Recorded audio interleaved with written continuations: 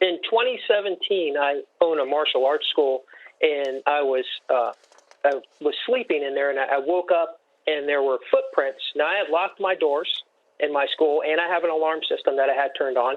And when I woke up in the morning, there were these alien footprints, tracks that went across the floor. I videotaped it, and I had 2 witnesses come there. We'll all take polygraph tests.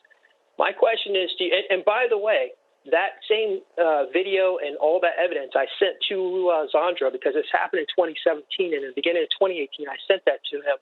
And I was surprised to see that you actually did an interview with him, and he talks exactly about that. Every time somebody asks him, are these things a threat? It is exactly what happened to me. The evidence that I sent him is exactly what he describes. You go to sleep, you wake up, there's muddy footprints across the floor, you lock your doors, you turn on your alarm.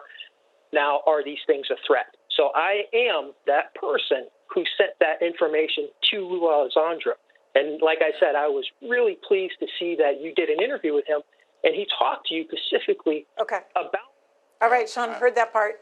Yeah, I know Lou. He was in my office yesterday. He's a patriot. He worked for the program that they said did not exist in the Pentagon, and then they said they defunded it, but it's still going on apparently. So there's a lot to be said in the Pentagon about what is really going on, and Lou's a patriot. I can't comment on that. I don't know enough about. Well, what's that. next for this?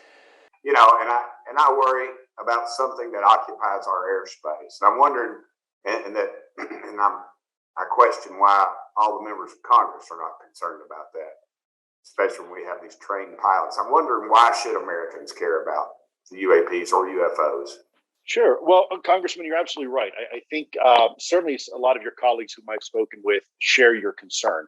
And I think those of us in the national security apparatus also agree it's important. And the question is why? Well, when you have some sort of, let's call it an airplane or an aircraft or a vehicle, having the ability to come unimpeded within controlled U.S. airspace, it's a problem. At a nation's capital, we have a no-fly zone.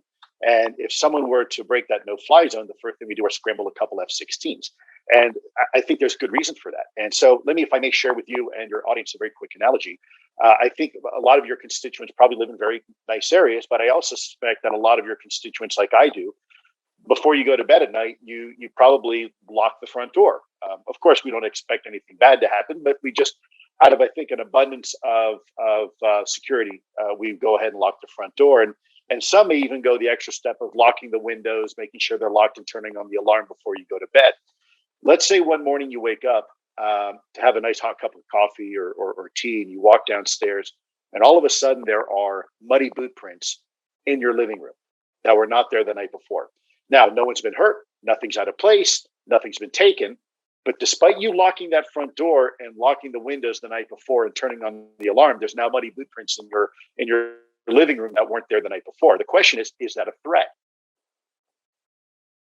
And the response is, well, could want it to be, so we should probably figure out what it is. And very much to the same degree in this topic, we have something that can fly unimpeded and to some degree undetected within our controlled U.S. airspace. We don't know what it is. We don't know how it works. We don't know where it's from. And we don't know what the intentions are.